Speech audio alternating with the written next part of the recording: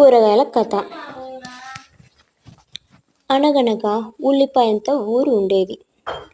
ఆ ఊరిలో ఉండే మునక్కాయంత ముసలమ్మ ఒకరోజు పొలం వెళ్ళింది.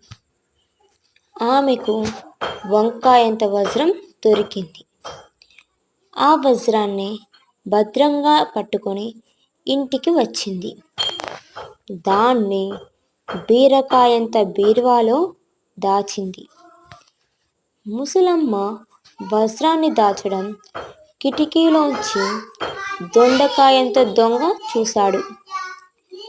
ముసలమ్మ తిరిగి పొలం వెళ్ళిపోయాక వాడు బీరకాయంత బీరువాను పగలగొట్టి వంకాయంత వజ్రాన్ని దొంగలించాడు.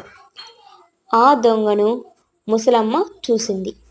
వెంటనే పొట్లకాయంత పోలీసుకు చెప్పింది. ఆ పోలీసు జీడిపప్పంత జీపు వేసుకొనిచ్చి దొండకాయంత దొంగను పట్టుకున్నాడు. జామకాయంత జైల్లో పెట్టాడు. ఆ జైలుకు తాటికాయంత తాళం వేశాడు. Please subscribe me.